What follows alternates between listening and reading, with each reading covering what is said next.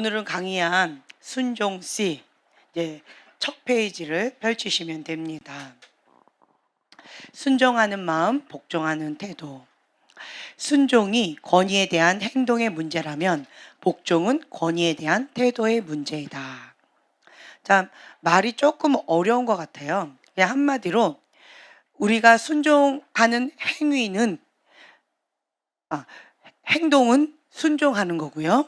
그리고 우리의 태도는 복종하는 거다라고 이렇게 구분되어져서 이 존 비비어 목사님은 설명하고 계십니다. 보호 아래 거하는 삶. 첫 번째로 보면은요, 질문들이 여러 가지가 나와 있어요.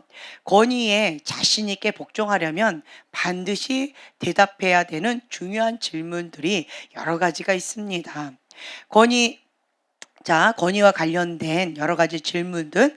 자, 첫 번째부터 함께 읽겠습니다. 어떤 상황에서든 순종해야 하는가? 지도자의 결정에 동의하지 않을 때는 어떻게 해야 하는가? 권위가 잘못 결정했을 때는 어떻게 해야 하는가? 권위가 내게 잘못된 일을 명할 때는 어떻게 해야 하는가? 어디에 한계를 두어야 하는가? 정말 중요한 질문들입니다. 우리가 존 비비어 목사님의 순종책을 우리 처음에 배우기 시작했을 때 첫 번째로 여러분들의 반응들이 뭐였냐면 내 안의 거역, 가인의 분노, 이런 부분 가운데 충격을 받고 메타인지하면서 하나님 앞에 회개 모드로 나아가고 불의한 권위자 밑에서 바른 태도로 우리가 나아가야 된다라고 하는 그 진리의 말씀을 우리가 붙잡고 하나님의 권위와 하나님의 위임된 권위, 그 모든 것 가운데 즐거이 순종하는 태도를 해야 된다. 그것이 하나님의 뜻이다. 로마서 13장 1, 2절의 말씀을 붙잡고 우리가 나아가게 되어져요. 그러다 보면 불의한 권위자가 말도 안 되는 여러 가지 요구들을 하는 경우들이 많이 있습니다. 그것이 현실입니다. 정말 진리의 말씀을 선포하고 그리고 바른 지도자들 밑에서 우리가 나간다면 뭐 분별할 이유도 없이 그냥 말씀하신 대로 즐거이 순종하며 나가면 되는데, 그런데 우리의 현실은 그렇지 못해요. 불의한 권위자가 말도 안 되는 여러 가지를 하는 그러한 상황 가운데에서 우리가 진리의 말씀 가운데 분별해야 되고, 또한 그 분별하면서 우리가 더 지혜롭게 대처하고 지혜롭게 순종하고 지혜롭게 헤쳐나가야 되는 것이 현실입니다. 그 질문들에 대해서 이 책은 지금 현재 나열하고 있습니다. 어떤 상황에서든 순종해야 되는가? 여러분 이런 거 많이 생각하지 않았어요? 특히 우리나라는요, 극단주의적인 흑백 논리주의, 완벽주의 기질, 그리고 교사적인 그런 기름 부음이 탁월하다 보니까 모 아니면 도, 순종한다 아니면 아예 안 한다, 이렇게 극단적으로 가는 경우들이 조금 많은 것 같아요. 처음에는 저만 그런 줄 알았더니 한국 사람들의 DNA 가운데 대다수가 좀 70% 이상이 그렇지 않나, 이런 생각이 좀 들 때가 많이 있습니다. 어떤 상황에서든 순종해야 된다라고 하는 이것을 가지고 그냥 맹목적으로 맹목적으로 순종하는 경우들이 또 허다합니다. 그런데 이 성경에서는 이 부분에 있어서 지혜롭게 순종해야 된다라고 나와 있는데요. 이 뒤쪽에 나와 있어요. 나중에 살펴볼 거고요. 지도자의 결정에 동의하지 않을 때는 어떻게 해야 하는가? 지도자가 A로 가자, B로 가자, 어떻게 하자라고 했을 때 그것이 100% 그 사람과 내가 하나가 되어 있지 않기 때문에 100% 그걸 동의하기는 어렵습니다. 그럼에도 불구하고 우리는 어떻게 해야 하는가? 정말 현실적인 질문이지요. 그리고 세 번째 질문 보면요, 권위가 잘못 결정했을 때는 어떻게 해야 하는가? 성령의 흐름을 따라 우리가 나아가야 되는데, 하나님의 뜻 가운데 죽기까지 순종하면서 나가야 되는데, 진리의 길, 생명의 길, 하나님의 길로 나가야 되는데, 지도자가 반대의 길, 멸망의 길로, 거짓된 길로 소경이 소경을 안내하는 것처럼 그렇게 나아갈 때 우리는 어떻게 해야 되는가? 이 부분도 참 쉽지 않은 질문입니다. 자, 그 다음에 질문을 보면은요, 권위가 내게 잘못된 일을 명할 때는 어떻게 해야 하는가? 권위자가 나에게 잘못된 일을 시키는 거예요. 다른 말로요, 죄를 시키는 거예요. 이런 죄를 지어라. 이런 죄를 나하고 같이 짓자라고 하는 것을 요구하는 때가 있습니다. 세상에 어떻게 권위자가 그래요? 그런데 세상이 지금 현재 그렇습니다. 불의한 권위자가 자기만 죄를 지을 뿐만 아니라 자기를 따르고 있는 그러한 양들을 같이 죄를 짓자 하고 그렇게 멸망의 길로 인도하는 경우들도 있다라고 하는 거죠. 이럴 때는 어떻게 해야 하는가? 이 부분도 참 중요한 질문이겠죠. 그 다음 질문을 보면은요, 어디에 한계를 두어야 하는가? 어디까지 지키고 어디까지 지키지 않아야 되고 어디까지 진리고 어디까지 이 자유가 있는지, 선택권이 있는지, 어디에 한계를 두어야 되는지 정말 중요한 질문이지요. 지금 현재 이 11과에서는 이 부분을 다루고 있습니다. 그래서 이 질문을 토대로 해가지고 여러분들 잘 이 책을 한번 정독하시면 그렇구나 라고 하는 기본적인 토대가 단단하게 세워질 줄로 믿습니다. 자, 그 다음으로 넘어갑니다. 3페이지요. 순종과 복종은 서로 다른 명령이지만 이 둘을 혼동하는 사람이 많다. 네. 순종과 복종, 그러니까 순종, 복종, 순복, 이 부분에 대해서 우리가 특별하게 구분해서 이렇게 하지는 않았어요. 근데 존 비비어 목사님께서 이렇게 봤을 때는요, 순종과 복종을 확실하게 나눴어요. 이것을 우리가 이렇게 받아들이게 되어질 때, 왜 하나님께서 나를 순종하지 않았다고, 왜 복종하지 않았다고, 왜 그 부분 가운데 하나님의 뜻 가운데 나가지 않았고 거역했다라고 말씀하시는지가 그렇구나라고 그냥 바로 이해가 되어집니다. 히브리서 13장 17절의 말씀을 함께 봉독하겠습니다.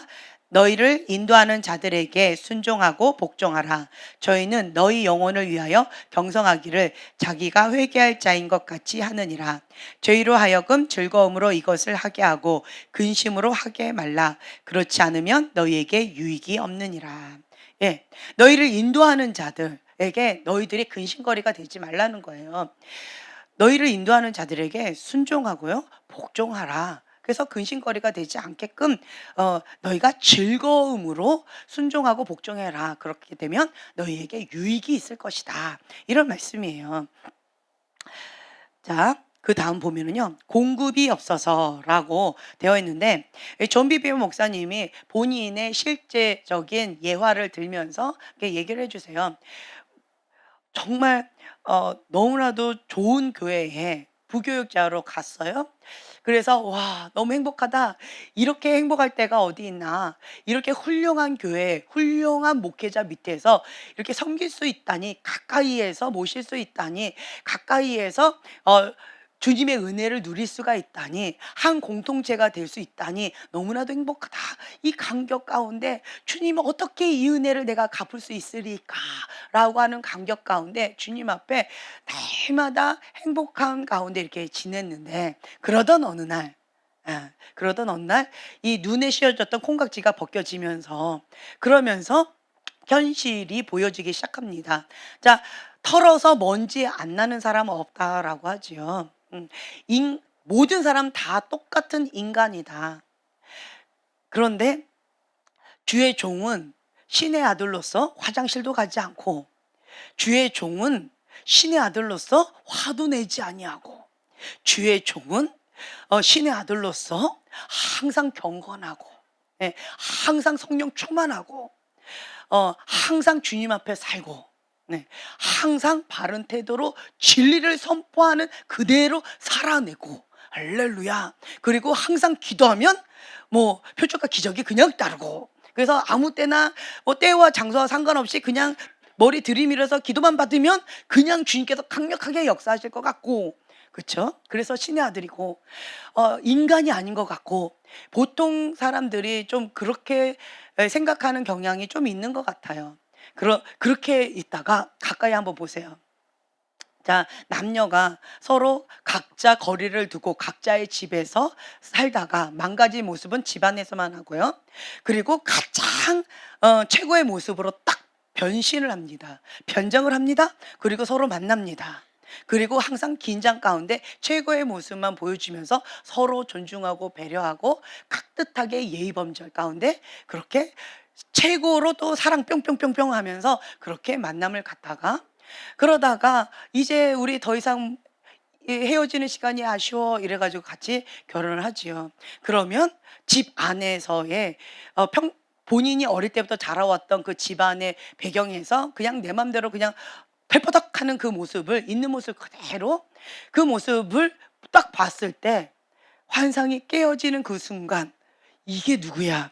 이게 누구야?' 이런 경우들이 있죠. 예. 그 환상을 갖고 있으면 결혼하기가 좀 힘들다 합니다. 혹은 환상이 깨져 가지고 현실 가운데 있는 사람은 결혼을 빨리 하기가 어렵다 합니다. 네. 네, 이런 경우들이 있는데요. 그거는 본인들의 아름다운 거룩한 상상력이시고 인간은 다 똑같다라고 하는 거예요. 예. 그래서 하나님은 사람이 죄를 범하였을 때 의인이 없다라고 말씀하셨어요. 모든 사람들이 다 죄를 범한 그러한 죄인이다. 그래서 하나님의 영광에 이르지 못한다라고 말씀하셨어요. 그런데 우리는 이분은 그러지 않을 거야. 저분은 그러지 않을 거야. 라고 본인이 그렇게 속단하는 경우들이 있어서 그러다 보니까 기대하는 바가 커요. 그리고 자기의 어떤 상상 속에 그 사람을 바라보다 보니까 이럴 거야 저럴 거야 했던 것이 가까이 가면 어떻게 되어져요? 현실 가운데 이 상상이 와르르 와르르 와르르 깨지는 경우들이 많이 있습니다. 네. 그냥 심플하게요. 인간은 악하다. 하나님께서 태초에 인간을 선하게 하나님의 형상대로 지으셔서 선하게 만드셨는데 인간이 죄로 인하여서 선악과를 따먹음으로 인하여서 죄인이다라고 그래서 우리 안에 원죄가 있다. 태속에 있을 때부터 원죄가 있다라고 하는 이 현실을 인정하고 받아들이셔야 돼요. 그러면 다른 사람들을 바라볼 때, 다른 사람들을 품어 안을 때 마음에 좀 여유가 있는 것 같아요. "나도 죄인이요. 너도 죄인이요."라고 하는 분들은 보면은요. 좀 품어 안는 그 범위가 조금 이렇게 여유가 있는 것 같은데 '나는 하나님 앞에 의인으로 살아야 돼. 나는 하나님 앞에 바르게 살아야 돼.'라고 하면서 자기를 심하게 채찍질하면서 살아가는 완벽주의의 기질에 있는 사람들은요. 다른 사람들을 배려하거나 품거나 이렇게 관용적으로 하기가 조금 많이 어려운 모습들을 보게 되어집니다. 왜 그러느냐? 사람들은 '선하다. 인간은 악하지 않다.'라고 착각하고 있기 때문에 그렇다라고 하는 거예요. 존 비비언 목사님도 존경하는 목사님 가까이 봤더니 그리고 우러러봤던 그 큰 교회의 시스템을 봤더니 허점이 자꾸 보이기 시작하는 거예요. 그리고 그 존경했던 그 목사님도 신의 아들이 아니라 사람인 거예요. 그 모습을 보자 '아니 세상에 이런 일이.' 기대가 큰 만큼 실망도 큽니다. 그냥 '그럴 수도 있지.' 하고 넘어갈 수 있는 소소한 일들도 이분은 너무 기대가 컸고 신의 아들처럼 크게 보다 보니까 실망도 너무 큰 거예요. 그래서 충격에, 충격에, 충격에 결국은 그 비판적인 시각이 이게 자기를 사로잡게 되어진 거죠. 그래서 세상에 이런 일이 '목사님이 저럴 수가 있어? 목사님이 자기한테 아부하는 사람만 가까이 하고 목사님을 사랑하고 정말 신앙생활 제대로 하려고 하는 사람 멀리하고 세속적인 그러한 목사님 아니야?'라고 하면서 비판적으로 이제 계속 이렇게 힘겨워지기 시작했다라고 하는 거죠. 그러다 보니까 목사님은 계속 변질되어서 '저 딴 길로 가고 있다.'라고 본인은 그런 시각으로 바라보게 되어지고요. 본인의 주변에는 어떤 사람들이 자꾸 이렇게 모이느냐.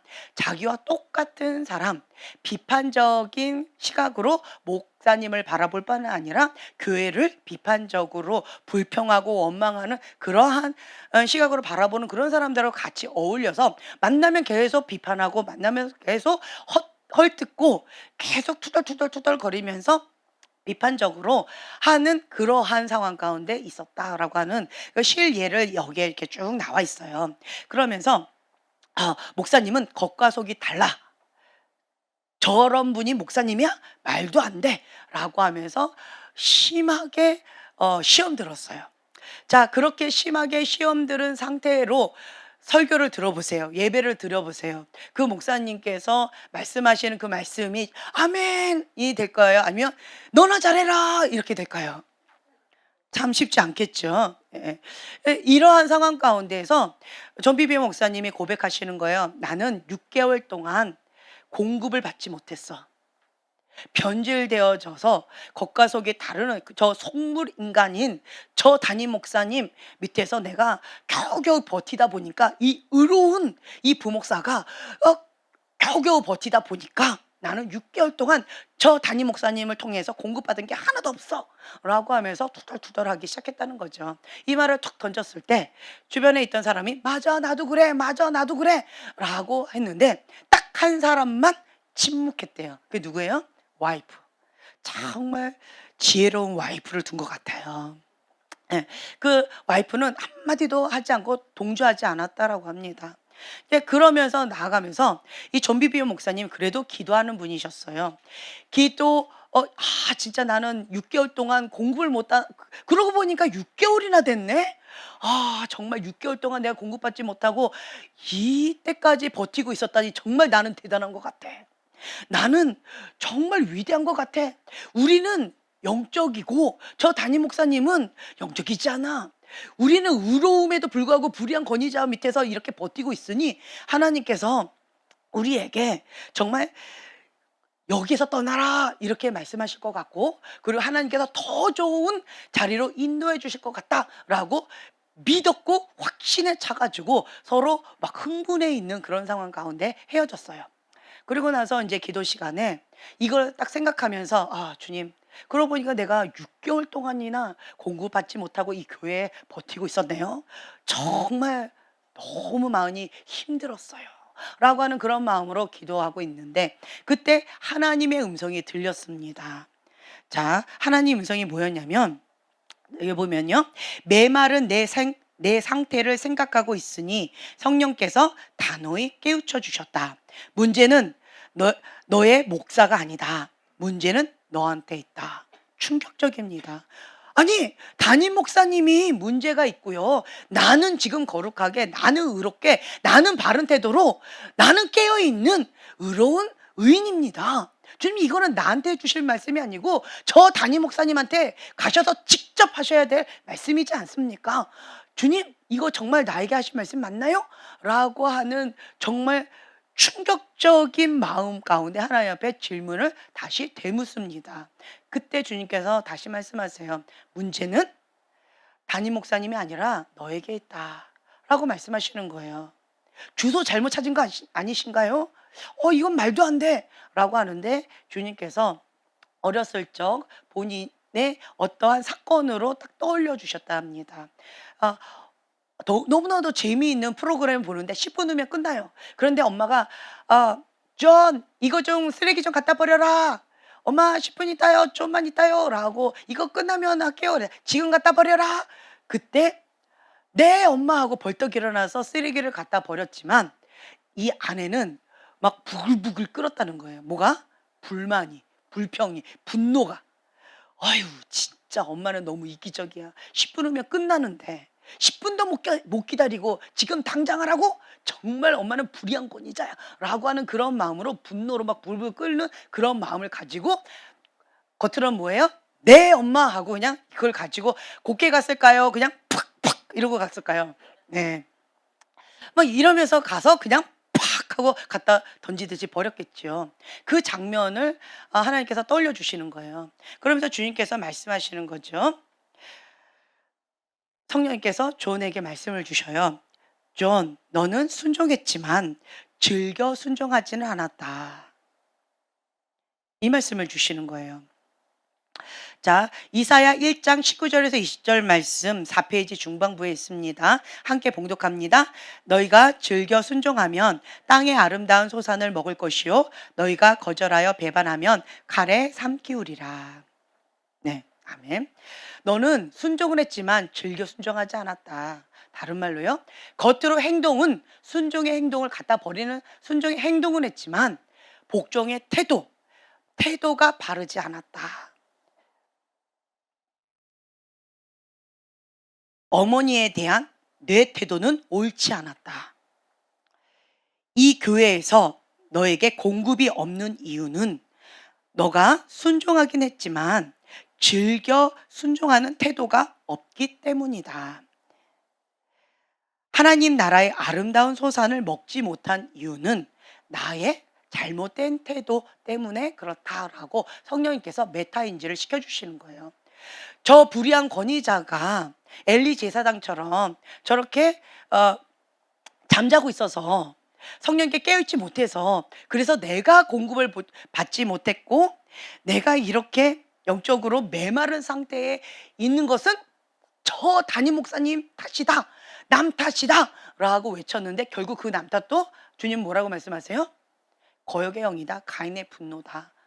남 탓하는 것은 자기 의다, 자기 합리화다. 문제는 밖에 있는 것이 아니라 너 안에 있다 라고 하는 그 부분을 하나님께서 메타인지 시켜주고 계신다라고 하는 거예요. 그래서 이러한 경우들을 여러분들 많이 경험하셨을 거예요. 그렇죠? 최소한 한두 번 이상 혹은 셀 수 없이 많이 경험을 하셨을 거예요. 그래서 이 존 비비어 목사님은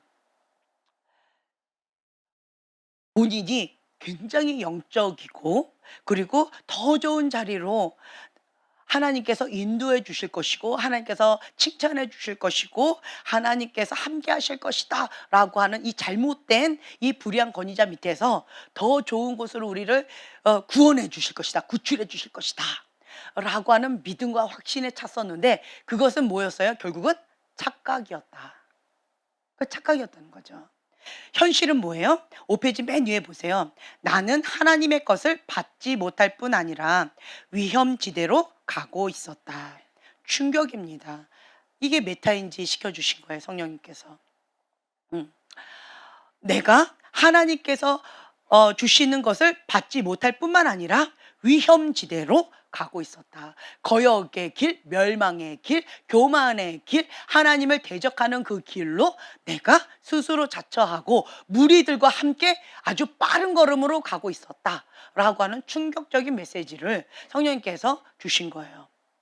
교만하면 아무 쓸데없다. 교만하면 지옥행 급행열차를 타는 것이다 라고 말씀을 드렸죠. 이것은 그 누구도 예외가 없다라고 하는 거죠. 담임 목사님께 대한 잘못된 태도, 비판적인 이 태도 때문에 그렇다라고 하는 거예요. 히브리서 13장 17절 말씀 함께 다시 한번 봉독하겠습니다. 너희를 인도하는 자들에게 순종하고 복종하라. 저희는 너희 영혼을 위하여 경성하기를 자기가 회개할 자인 것 같이 하느니라. 저희로 하여금 즐거움으로 이것을 하게 하고 근심으로 하게 말라. 그렇지 않으면 너희에게 유익이 없느니라. 네. 우리를 인도해 주시는 분들에게 순종하고 복종해야 된다. 여기에 즐거이 순종하는 이 태도를 복종이다라고 구분을 해주셨어요. 우리가 보면은요, 순종은 해요. 하지만 복종을 못할 경우 있고요. 복종은 하는데 순종을 못할 때도 있고요. 뭐 기타들 둘 다 못하는 경우도 있고요. 뭐 둘 다 하는 경우도 간혹 있고요. 뭐 여러 가지가 있습니다. 존 비비어 목사님의 큰 장점이 뭐냐? 눈이 번쩍 뜨였다, 즉시 회개했다. 성령님께서 이렇게 문제는 담임 목사님이 아니라 너한테 있다, 문제는 저 사람이 아니라 너다 라고 직시해 주셨을 때 존 비비어 목사님의 큰 장점은 뭐냐? 즉각 순종하고요, 즉각 회개했다는 거예요. 즉시 회개했다. 이것이 첫 발걸음이에요. 깨닫기는 하나, 내가 잘못했지. 깨닫기는 하나 회개가 안 되는 사람이 있어요. 그런데 몰라서 회개를 못하는 거지, 성령께서 딱 직시해 주시면 메타에 인지하는 그 순간 어린아이와 같이 즉시 순종하는 사람이 있어요. 회개하는 사람이 있어요. 이런 차이가 있어요. 사울 왕과 다윗 왕의 차이가 이것이 아닐까라는 마음이 듭니다. 뭐 너가 큰 죄다, 너가 큰 죄다라고 잘잘못을 따지기 이전에 다윗 왕은요, 하나님께서 죄를 직시시켜 주셨을 때, 직면시켜 주셨을 때 어린아이와 같이 즉각 회개를 했어요. 그리고 자복하고 회개하고 금식하며 주님께서 그 죄를 용서해 주실 때까지 그 자리를 떠나지 않았습니다. 이거 명심하셔야 돼요. 하나님께서 죄를 직면시켜 주셨을 때 다윗 왕은요, 즉각 자복하고 회개하고 금식하면서 주 앞에 엎드립니다. 어떤 사람들은 그냥 엎드리는 것까지는 해요. 하지만 주님께서 내 회개를 내가 받았다, 너를 용서하겠다라고 하는 응답을 받기 전에 그 기도의 자리에서 그냥 벌떡 일어나서 가는 사람이 있어요. 그런데 다윗 왕은요, 자복하고 회개하면서 금식하면서 주님 앞에 납작 엎드립니다. 언제까지요? 언제까지요? 주님께서 용서해 주신다라고 하는 응답을 받을 때까지. 다윗 왕은 지혜로운 자예요. 하나님께서 내 죄를 용서하기 전까지는 내가 이 자리를 떠나지 않겠습니다. 그렇게 납작 엎드려서 주님 앞에 통회하고 자복했다는 거예요. 이것이 회개입니다. 그런데 반대로요, 후회는 하나님께서 직면시켜 주세요. 그러면 그렇지, 내가 잘못했지, 납작 엎드립니다. 그런데 잘못했지, 잘못했어. 언제까지 내가 이러고 있어야 돼? 언제까지 내가 회개만 하고 있어야 돼? 언제까지 내가 주님 앞에 이렇게 기도만 하고 있어야 돼? 언제까지 내가 이렇게 슬픈 척하고 있어야 돼? 언제까지 내가 이렇게 해야 되는 거지? 눈치를 보고 있어요. 이건 뭐예요? 회개일까요? 후회일까요? 후회예요. 마음 가운데요, 자복하고 통회하는 심령으로 회개하는 마음이 나오면 주님의 용서함을 받지 않고는 이 자리를 떠날 수가 없어요. 이 자리를 떠날 수가 없어요. 그것이 자복하고 통회하는 회개의 마음이에요. 그런데 반대로요, 후회하는 마음은 눈치 보는 거예요. 하나님, 이 정도 했으면 됐지 않나요? 그만 내가 일어나도 되지 않나요? 언제까지 하라고요? 언제까지요? 라고 하면서 오히려 불평하고 하나님 앞에 에이 몰라, 뭐 이대로 살다가 하나님 언제까지 해주겠지? 이렇게 안일함에 빠지게 되어진다는 거예요. 그리고 또 어떤 사람은요, 사울왕처럼 주님, 나만 잘못했나요? 저 사람도 잘못했지요. 나만 죄졌나요? 저 사람은 나보다 더 큰 죄를 졌지요. 나만 이랬나요? 주님, 말도 안 돼요. 이 정도 갖고 나보고 언제까지 이렇게 하라고요? 에이, 이러면서 이런 핑계 저런 핑계 대면서 회개의 자리보다는 그냥 남 탓하고 자기 합리화하는 것, 그리고 한 걸음 조금 더 나아가면 후회하는 그런 삶, 거기까지 나가는 거예요. 그것이 누구의 길이다? 사울 왕의 길이다 라고 하는 거죠. 존 비비어 목사님은 큰 장점이 뭐냐라고 하면 즉시 회개했다. 회개와 후회는 다릅니다. 후회하는 사람은 많지만 회개하는 사람은 정말 적은 것 같아요. 정말 적은 것 같아요. 존 비비어 목사님께서는 즉시 회개했어요.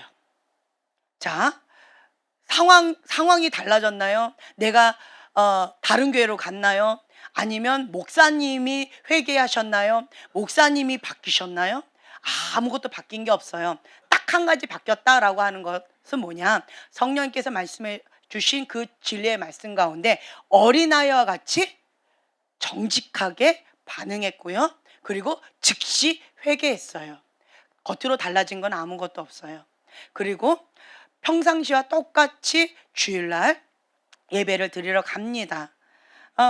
담임 목사님으로부터 똑같은 시리즈의 설교를 또 듣는 거예요. 6개월 동안 공급이 하나도 없다라고 투덜투덜했던 그 시리즈, 그냥 했던 말 또 하고 또 하고 같은 그 시리즈의 그 설교의 말씀을 똑같은 자리에서 똑같이 듣고 있었어요. 그런데 여기 보면은요, 그러나 모든 것이 달랐다. 모든 것이 달랐다. 그러면서 이 존 비비어 목사님이 뭐라고 표현하셨냐면 천국이 열렸다. 왜 천국이 열렸을까요? 담임 목사님이 그날 금식하셨을까요? 성령 충만해서 불을 받았을까요? 뭐가 달라졌을까요? 여기가 회개했더니 지옥에서 천국이 되어진 거예요. 후회하는 삶은요, 천국을 못 이룹니다. 그냥 여전히 똑같은 거예요. 그런데 회개를 했어요. 즉시 회개를 했더니 여기가 천국이 되어진 거예요. 그러자 천국이 열린 거예요. 여기가 천국이 열리니까 세상이 달라 보이는 거예요. 하나님이 목사님의 가르침을 통해 내게 주시는 계시에 크게 놀랐다. 자, 뭐가 바뀌었을까요? 목사님의 설교가 바뀐 게 아니에요. 그 권위자 밑에 여기 보세요.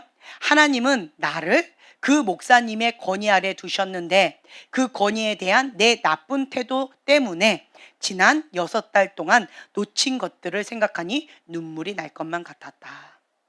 자, 누가 그 내가 생각할 때 불의한 권위자죠? 그 권위자 밑에 두셨다? 하나님이. 자, 뭐가 바뀌었어요? 그 목사님이 잘못했어. 그 목사님이 나빠. 그 목사님이 저래. 라고 주체가 누구였어요? 목사님이셨어요. 근데 내가 회개했더니 주체가 뭐로 바뀌었어요? 하나님께서. 하나님께서 나를 그분 밑에 두었다. 하나님께서 나에게 그 목사님을 통해서 계시를 주셨다. 뭐가 바뀌었어요? 주어가 바뀌었어요. 주어가 바뀌었어요. 뭐 했기 때문에? 즉시 회개했기 때문에. 네. 하나님께서 권위를 위임하신 이들에게 복종하지 않는 것은 하나님의 권위에 반항하는 것이다. 하나님이 그들을 세우셨기 때문이다. 하나님은 우리 위에 권위를 두시고 그 권위를 통해 우리에게 잔치상을 차려주신다. 내가 원치 않는 그 권위자 밑에 나를 두신 분이 누구세요? 하나님이세요. 하나님이 두셨다라고 하는 것을 내가 이제는 볼 수 있는 눈이 생겼어요. 네, 회개했더니 이 한꺼풀이 벗겨진 거예요. 침침하고 어두웠던 그 안개 속에서 뿌옇게 보여서 그 이면에는 보이지 않았던 거예요. 그냥 현실의 눈 가운데 그냥 내 앞에 있는 불의한 권위자만 보였던 거죠. 그런데 이 한꺼풀이 딱 벗겨지고 나니까 회개하니까 벗겨졌죠. 그랬더니 이 권위자 이면에 계신 누가 보이기 시작했어요? 하나님 보이기 시작하신 거예요. 네, 하나님이 보이기 시작하니까 이제는 그 하나님께서 이 권위자를 통해서 나에게 뭔가 주실 것이 있겠지라고 하는 누구를 향한 신뢰? 그렇죠. 내 눈에 보이는 이 권위자를 향한 신뢰가 아니라 그 이면에 있는 하나님을 향한 신뢰의 마음이 싹트기 시작한 거예요. 하나님이 주실 것이다. 하나님께서 잔치상을 베풀어 주셨다. 하나님께서 이 목사님 통해서 나에게 뭘 주시길 원하시지? 하나님께서 나에게 무엇을 원하시지? 이러한 기대하는 마음, 소망하는 마음이 생겼다라고 하는 거예요. 이게 뭐예요? 믿음의 눈이 생긴 거예요. 우리가 그 잔치를 마음껏 누리며 유익을 얻기를 바라신다. 누가? 하나님. 자, 보세요.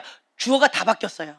하나님이 바라신다. 하나님이 두셨다. 하나님께서 이분을 통해서 나에게 주실 것이다. 다 주어가 다 바뀌어 버렸어요. 그렇죠? 회개했을 때는 비포 애프터가 완전히 이렇게 달라집니다. 하나님은 겉으로 보이는 행동과 마음의 숨은 태도를 함께 보신다. 그래서 하나님은요, 겉모양에 속지 않으신다. 우리의 마음의 중심, 동기, 이걸 보신다는 거예요. 예. 그래서 사람은 이 겉모양 외모를 보지만 하나님은 이 마음의 중심을, 동기를 보신다라고 하는 거예요. 그래서 여러분들이 아셔야 될 게 뭐냐라고 한다면 하나님도 그리고 사단도 영적인 존재이시기 때문에 그렇기 때문에 겉모양에 속지 않는다라는 거예요. 하나님도 속지 않으시는데 사단도 속지 않아요. 그래서 아무리 겉모양으로 화려해 보여도 빗살 좋은 개살구가 있어요. 그러한 자는 하나님께서 후 불어버리셔요. 그리고 사단은 어떻게 할까요? 예, 갖고 놉니다. 우습게 여겨요. 두려워하지 않습니다. 하지만 겉모양은 비리비리해 보이고 아무것도 없는 것처럼 보여져요. 그런데 이 마음 중심 가운데 다윗처럼 하나님 마음에 합한 자로 여호와를 경외하는 자로 하나님 앞에 충성되게 착하고 충성된 종으로서 그렇게 신실하게 하나님 앞에 나아가는 그러한 자가 있어요. 그럼 하나님은 그런 자를 뭐라고 말씀하실까요? 네, 나의 사랑하는 아들이요, 나의 기뻐하는 자다라고 주님께서 말씀하시겠지요. 사단은 그러한 자를 볼 때 뭐라고 얘기할까요? 사람들은 그 사람을 보고 뭐라고 얘기할까요? 사람들은 야 저거 별 볼 일 없어. 비리비리해 가지고 맨날 저거 코찔찔이 아 내가 저 어릴 때부터 내가 봤는데 어릴 때도 저러더니만 비리비리하더니만 커서도 비리비리하네. 볼품없어. 겉모양은 그냥 비리비리해 보여도 그렇죠? 그렇지만 이 속이 알찬 사람을 봤을 때 사람들은 이렇게 겉모양 보고 뭐 어떻다 저렇다 이러고 함부로 말할 수 있습니다. 그렇죠? 하지만 하나님은 다르게 말씀하신다라는 거예요. 사단은요. 이런 사람 보고 어떻게 할까요? 그래 비리비리하고 우습게 여길까요? 아니면 그렇죠. 사단은 하나님 나라의 의의 병기네. 조심해야 되겠네. 깨어 있어야 되겠네. 하면서 우는 사자와 같이 상길자를 찾겠죠. 여러분들이 아셔야 될 게 사단은 자기 자녀 건들지 않습니다. 그리고 교만한 자, 죄의 종, 사단은 건들지 않습니다. 왜 그럴까요? 언제든지 내 맘대로 할 수 있거든요. 언제든지. 그렇기 때문에 요런 사람들은 사단은 건들지 않아요. 언제든 내 맘대로 그냥 휙 하면 그냥 나한테 오니까 내 맘대로 할 수 있으니까 건들지 않아요. 사단은 집중 공격하는 사람이 있어요. 어떤 사람? 그렇지. 하나님 앞에 사는 사람. 깨어서 기도하는 사람. 깨어서 기도하는 사람, 하나님의 말씀을 붙잡고 그 말씀대로 살아내기 위해서 깨어서 기도하는 사람, 그러한 사람, 사단은 무서워해요. 그러한 자가 예수의 이름으로 명할 때 두렵고 떨면서 도망갑니다. 이거 아셔야 돼요. 그래서 요런 사람들, 기도하는 사람들이 사단이 막 여러 가지 공격을 하니까 영적 전쟁이 치열할까요? 편할까요? 예, 치열합니다. 영적 경제 치열합니다. 그래서 여러분들 기억하세요. 큰 은혜 직전에 영적 전쟁이 치열합니다. 그리고 해가 뜨기 직전 암흑 같은 그러한 어둠이 강합니다. 예, 그것을 기억하세요. 그래서 이렇게 영적 전쟁이 치열하다고 하는 것은 사단이 지금 뭔가 두려워하는 거예요. 사단이 지금 지레 겁먹고 먼저 선수 치는 거예요. 왜 저러지? 그러면 그때 사단아 고맙다. 가르쳐줘서 뭔가 네가 두려워하는 뭔가가 있구나. 뭔가 네가 지금 너를 두렵게 하고 있는 뭔가가 있구나. 그래서 네가 지금 이제 발악을 하고 있구나. 사단아 고맙다. 이렇게 생각하고 영적 전쟁 선포하고 그냥 정면 이게 나가셔야 돼요. 이것이 지혜로운 거예요. 하나님의 큰 은혜가 있는 것을 사단이 먼저 알고 어떠한 큰 뭔가가 있는 것을 먼저 알고 사단이 그렇게 한다는 거예요. 예수님이 태어나기 직전에 그리고 모세가 태어나기 직전에 사단은 어린 아가들을 가만히 내버려 두지 않았습니다. 위험인물이거든요. 그것처럼 여러분들이 사단이 나를 위험인물로 생각하고 있구나. 다른 말로요. 내가 하나님 나라의 의의 병기인 거예요. 하나님 나라의 정말 존귀한 자인 거예요. 내가 하나님의 그 뜻 가운데 정말 죽기까지 순종하면서 말씀대로 살아내려고 그 말씀에 복종하면서 순복하면서 그렇게 내가 나아가고 있는 거예요. 사단아 나를 알아줘서 고맙다. 근데 내가 너 지겹다. 예수님 떠나가 라고 그냥 대적해버리면 돼요. 첫 번째 우리가 해야 될 게 뭐냐? 겸손한 마음이에요. 겸손한 자에게는 하나님께서 은혜를 베푸시고 교만한 자는 하나님이 직접 대적하신대요. 그래서 첫째는 겸손을 하셔야 되고 두 번째 해야 될 게 뭐예요? 하나님께 순복하라. 하나님께 순복하는 거예요. 순종하고 복종하는 거예요. 첫 번째로 하나님께 순복하라. 그 다음에 어떻게 해요? 마귀를 대적하라. 그리하면 너희를 피하리라. 아멘. 이거를 하셔야 되는 거예요. 사단아 귀찮다. 나 좀 내버려 둬. 라고 한다고 사단이 내버려 둘까요? 그렇지 않아요. 대적해서 쫓아내셔야 돼요. 그럴 때 사단이 휙 하고 떠나가요. 무엇으로? 예수님의 이름의 권세로. 그렇게 대적을 하셔야 돼요. 그럴 때 사단은 결박을 당하는 거예요. 우리에게 주신 권세가 있어요. 특권이 있어요. 그게 뭐예요? 사단이 장난치지 못하도록 우리가 묶고 푸는 권세를 사용하시면 돼요. 무엇으로? 예수님의 이름의 권세로. 네, 그렇게 묶고 푸는 권세를 사용하셔서 사단이 장난치지 못하도록 딱 하는 거예요. 그러려면 우리에게 영권이 있어야 된다라고 하는 거예요. 하나님 앞에 나아가는 자는요, 이렇게 갈 때 제가 하나님 앞에 이제 저번 시간에 뭐 이렇게 했다라고 이렇게 간증을 하는 시간에 살짝 했잖아요. 그러면서 저 자신을 이렇게 돌아보는 시간을 가졌어요. 내가 어떤 마음으로 주님 앞에 그렇게 했지라고 했을 때, 주님, 제가 이전에는 우리 부모님이 주시는 물질로, 우리 부모님이 공급해 주시는 것으로, 그리고 내가 열심히 뭔가 대가 지불해서 얻은 그것으로 내가 지금까지 살아왔습니다. 하나님은 안 보였어요. 그런데 내가 결혼하고 나서는 무엇을 결단했는가라고 하면요, 나는 하나님의 종입니다. 하나님의 종은 하나님께서 주시는 것으로만 채움을 받아야 됩니다라고 하는 사고방식이 있었어요. 이게 이제 저희들 세계에서 나오는 얘기들이에요. 하나님의 종은 하나님이 주시는 것으로 살아야 된다 라고 하는 거예요. 그렇다라고 한다면 하나님께서 주시는 것만 내가 먹어야 되겠습니다. 주님이 주시지 않으면 나는 굶어 죽습니다 라고 하면 죽으면 죽으리라 라고 하는 각오로, 그러한 마음으로 납작 엎드려서 금식하고 주님 앞에 부르짖고 기도했어요. 어떤 심령이었을까요? 가난한 심령이에요. 하나님이 책임져 주시지 않으면 나는 죽습니다. 하나님이 공급해 주시지 않으면 나는 굶어 죽습니다.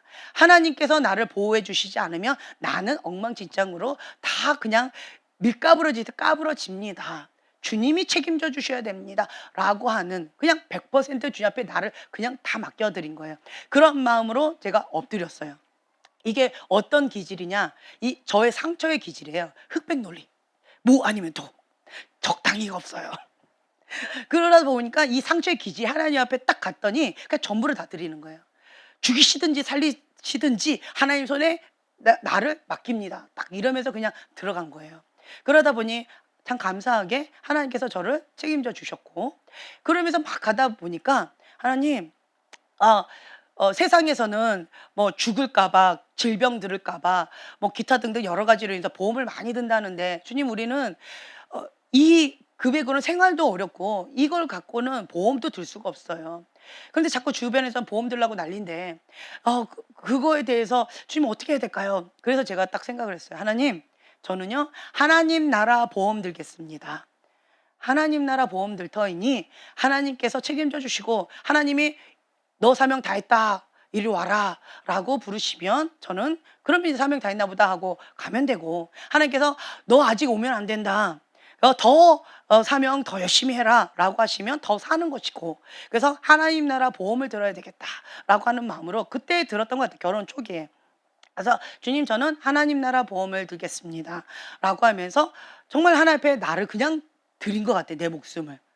그러한 마음으로 주님 앞에 나가다 보니까 적당히 주님 앞에 살 수가 있을까요? 적당히 하나님 앞에 눈 가리고 아웅할 수 있었을까요? 그러질 못하는 거예요. 제 기질 자체가 흑백 논리가 강하다 보니까 뭐 아니면 도니까 하나님 앞에 적당히 신앙생활을 할 수가 없는 거예요. 그러다 보니까 하나님 앞에 그냥 다 드려버리고 그냥 하나님께서 하십시오라고 하면서 그렇게 살았더니, 그랬더니 하나님 앞에 사는 것을 배우기 시작했던 것 같아요. 내가 하나님, 잠깐 나 조금 살짝 죄지고 싶은데요 라고 했는데 하늘 보험을 들었잖아요.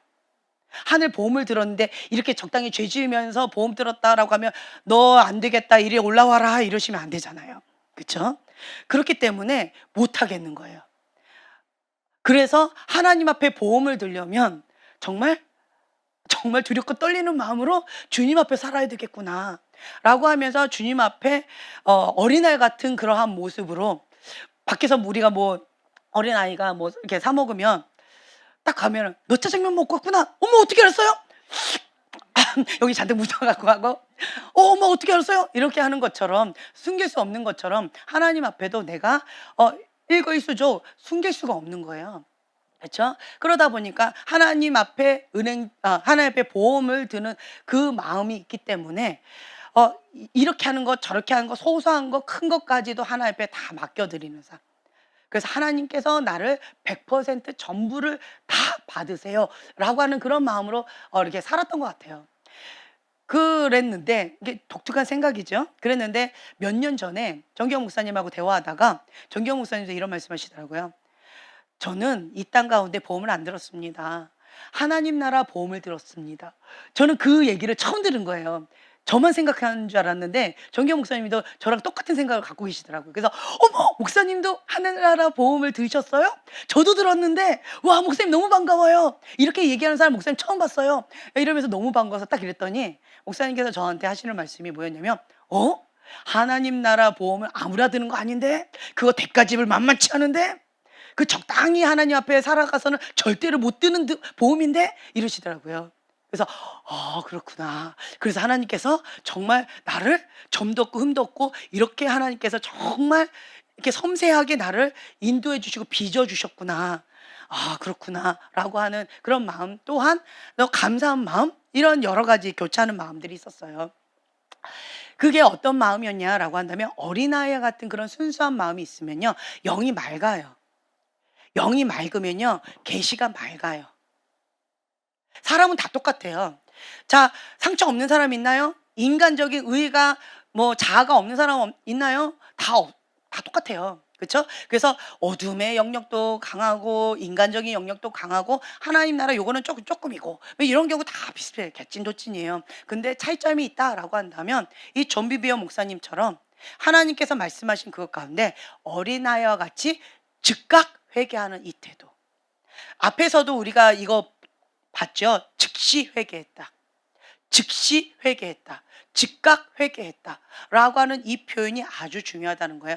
회개해야 그때부터 시작이 됩니다. 회개하지 않으면 시작이 안 된 거예요. 자, 여러분 보세요. 자, 내가 이렇게 달려가야 되는데 하나님이 여기 계셔요. 하나님께서 나에게 와라 라고 하셨어요. 내가 이렇게 달려가야 되는데 내가 이제 반대로 이렇게 있어요. 그리고 막 달려가고 있어요. 그러면 내가 달려간 만큼 어떻게 해야 돼요? 다시 돌아와야 돼요. 그리고 회개해야 돼요. 하나님 바라봐야 돼요. 그리고 회개는 하나님 바라보는 거예요. 방향을 바꾸는 거예요. 회개해야 그게 출발점의 선 거예요. 회개하지 않으면 출발점의 선 게 아니에요. 방향이 지금 잘못되어 있는 거예요. 잘못된 방향으로 자기 열심으로 자기 특심으로 자기 엉뚱한 이 존 비비어 목사님 처음에 착각했던 것처럼 자기가 지금 멸망의 길, 죽음의 길, 좀 위험한 지대로 아주 열심히 특심으로 가고 있음에도 불구하고 뭐 하고 있다고 착각을 해요? 나는 정말 영적인 것 같아. 우리는 너무 영적이야. 우리는 그리고 하나님의 그 뜻대로 순종하고 의롭게 나가고 있으니까 하나님의 인도함을 받고 나갈 거야. 그렇게 해서 하나님이 이 불의한 권자 밑에서 우리를 구출해 주셔서 더 좋은 자리로 하나님께서 인도해 주실 거야. 하나님 칭찬해 주실 거야 라고 하는 믿음과 확신에 꽉 찼대요. 위험하다는 거죠. 왜 위험할까요? 회개가 안 되면 이렇게 메타인지가 안 돼요. 메타인지가 안 되면 정말 위험한 거예요. 이렇게 메타인지가 안 됐던 이러한 존 비비어 목사님 단번에 메타인지가 됐어요. 뭐였어요? 회개를 해서 하나님의 그 뜻을 내가 바라보는 거예요. 방향을 바꾼 거예요. 즉시 나의 생각을 하나님의 말씀 가운데 사로잡은 거예요. 내 생각이 있었고 하나님의 말씀이 있었는데 그것 가운데 내가 죽기까지 복종을 하는 거예요. 그래서 하나님의 그 말씀 가운데 자복하고 회개하는 거예요. 그리고 나서 하나님께서 너의 그 회개를 내가 받았다라고 하는 응답을 받을 때까지 엎드려야 돼요. 받았어요? 그리고 나서는 뭐 하면 돼요? 하나님을 바라보고 하나님 초점 고정하고 뭐 해야 돼요? 이제부터는 열심히 특심으로 달려가야 돼요. 하나님께서 원하신 그 말씀 가운데 순종의 발걸음 나아가는 거예요. 순종의 속도가 성숙의 속도다라고 하는 거죠. 그래서 회개하지 않은 자는 아직 갈 길이 멀다. 왜요? 출발점에도 서지 않았기 때문에. 그리고 회개하지 않으면 그 영혼 어디로 갈지 그것은 알 수 없다라고 하는 거예요. 그래서 하나님은 겉으로 보이는 행동과 마음의 숨은 태도를 함께 보신다. 하나님은 속일 수 없다. 하나님은 우리의 중심 동기, 우리의 영적인 상태를 보신다, 아신다라고 하는 거예요. 다윗은 아들 솔로몬에게 권좌를 물려줄 때 이렇게 당부를 했습니다. 역대상 28장 9절의 말씀입니다. 한 개 봉독하겠습니다. 내 아들 솔로몬아, 너는 내 아비의 하나님을 알고 온전한 마음과 깊은 뜻으로 섬길지어다. 여호와께서는 뭇 마음을 감찰하사 모든 사상을 아시나니 내가 저를 찾으면 만날 것이요 버리면 저가 너를 영원히 버리시리라. 아멘. 하나님을 알고 온전한 마음과 깊은 뜻으로 섬길지어다. 아멘. 네. 하나님을 알게 되어지면 하나님을 신뢰하게 되어지고, 저번에 제가 말씀드렸죠. 하나님을 알게 되어지면 하나님 안에서 내가 안정감을 누리게 되어져요. 하나님은 사랑이세요. 하나님은 거룩이세요. 하나님은 나를 책임져 주세요. 하나님은 공급자세요. 그렇기 때문에 하나님을 알면 내가 평강을 누리고 보호를 받는다라고 하는 안정감을 누리게 되어져요. 네. 그리고 두 번째로는요, 하나님을 알게 되어지면 하나님 안에서 내가 누군지를 알아요. 내가 얼마나 존귀한 자인지, 내가 사랑받기 합당한 자인지, 내가 사랑받기 위해서 이 땅 가운데 태어난 정말 소중한 존재다라고 하는 것을 알아요. 그러면 하나님의 사랑, 진리의 사랑, 십자가에서 내가 받아들이기 때문에, 그렇기 때문에 사랑을 많이 받게 되어져요. 누구의 사랑을? 하나님의 사랑을 받게 되어져요. 그러면 그 사랑을 많이 받았기 때문에 사랑할 줄 알고, 사랑을 베풀 줄 알고, 사랑을 받을 줄도 알아요. 네. 이렇게 되어지는 거예요. 그래서 나를 사랑하는 법을 배울 뿐만 아니라 이웃을 사랑하는 법도 배우게 되어져요. 네.